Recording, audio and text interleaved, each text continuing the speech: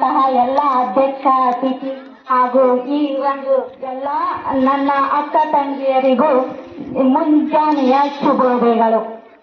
ಇವತ್ತಿನ ದಿನ ಗಣರಾಜ್ಯೋತ್ಸವವನ್ನು ಆಚರಿಸುವಂತಹ ದಿನ. ಇದು ಯಾವತ್ತು ಜಾರಿಗೆ ಬಂತು? 1950 ಜನವರಿ 26ರಂದು ಜಾರಿಗೆ ಬಂದಿದ್ದು. ಇದಕ್ಕಿಂತ ಮುಂಚೆ 7 ಜನ ಸದಸ್ಯರು ಸೇರಿಕೊಂಡು ಈ ಸಂವಿಧಾನವನ್ನು ಜಾರಿಗೆ ತರಬೇಕು ಅಂತ ಕರಡು ಸಮಿತಿಯನ್ನು ರಚನೆ ಮಾಡಿದ್ರು. ನೀವೆಲ್ಲರೂ ಕೇಳಿಸ್ಕೊಳ್ತೀನಿ ಅನ್ಕೋತೀನಿ. 1947 ಆಗಸ್ಟ್ 15ರಂದು ಸ್ವಾತಂತ್ರ್ಯ ಸಿಕ್ಕಿತು. ಸ್ವಾತಂತ್ರ್ಯ ಅನ್ನೋದೇನು ಸಿಕ್ತು, ಆಗ ಅದು ಒಂದು ರೀತಿ ಶಿಸ್ತು ಕ್ರಮಬದ್ಧವಾಗಿ ಇರ್ಬೇಕು. ಅಲ್ಲಿ ಯಾವ ರೀತಿ ನೀವು ಲೈನ್ ಅಲ್ಲಿ ಕೂತಿದ್ದೀರಿ, ಬರೀ ಸ್ವಾತಂತ್ರ್ಯ ಸಿಕ್ಬಿಟ್ರೆ ಆಯ್ತಾ?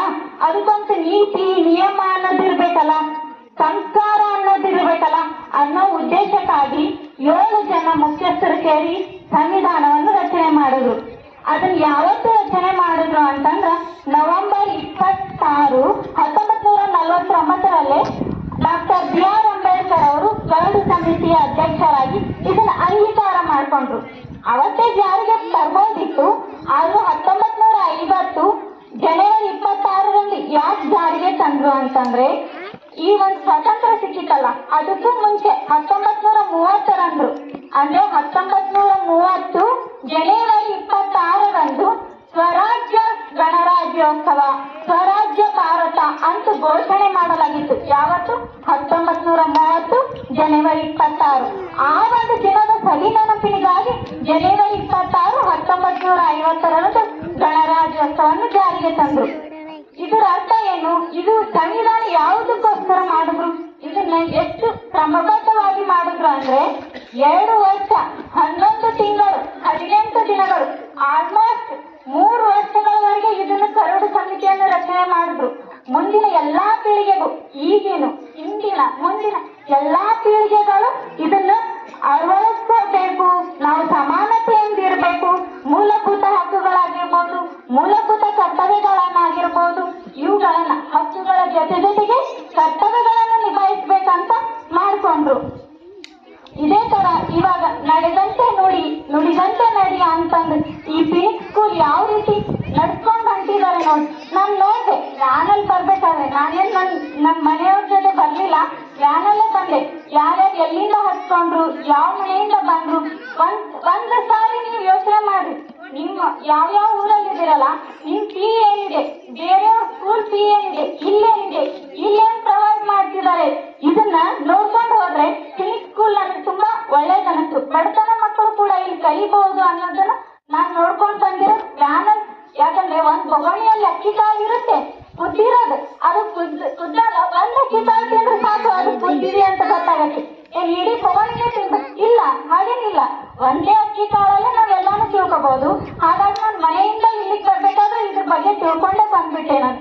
ಈ ರೀತಿಯಾಗಿ ನಾನು ಒಂದು ಹಾಡನ್ನ ಹಾಡ್ತೀನಿ. ಆ ಹಾಡು ನೀವೆಲ್ಲರೂ ಪಾಲಿಸ್ಬೇಕು ಅಂತ ಹೇಳೋದಿಕ್ಕೆ ಹೇಳ್ತೀನಿ. ನಾವೆಲ್ಲರೂ ಒಂದಾಗಿ ಬಾಳೋಣ ಬನ್ನಿ, ನಾವೆಲ್ಲರೂ ಒಂದಾಗಿ ಬಾಳೋಣ ಬನ್ನಿ, ನಾವಿಂದು ಹೊಸನಾಡ ಕಟ್ಟೋಣ ಬನ್ನಿ, ನಾವೆಲ್ಲರೂ ಒಂದಾಗಿ ಬಾಳೋಣ ಬನ್ನಿ, ನಾವಿಂದು ಹೊಸನಾಡ ಕಟ್ಟೋಣ ಬನ್ನಿ, ಶಕ್ತಿಯು ಶಾಂತಿಯು ಸದ್ಭಾವದಲ್ಲಿ, ಯುಕ್ತಿಯು ಮುಕ್ತಿಯು ಸೌಹಾರ್ದದಲ್ಲಿ, ಸೌಹಾರ್ದದಲ್ಲಿ ಏಕತೆಯ ಈ ಹಾಡು ಹಾಡೋಣ ಬನ್ನಿ, ನಾವೆಲ್ಲರೂ ಒಂದಾಗಿ ಬಾಳೋಣ ಬನ್ನಿ, ನಾವೆಲ್ಲರೂ ಒಂದಾಗಿ ಬಾಳೋಣ ಬನ್ನಿ, ನಾವಿಂದು ಹೊಸನಾಡ ಕಟ್ಟೋಣ ಬನ್ನಿ, ನಾವಿಂದು ಹೊಸನಾಡ ಕಟ್ಟೋಣ ಬನ್ನಿ.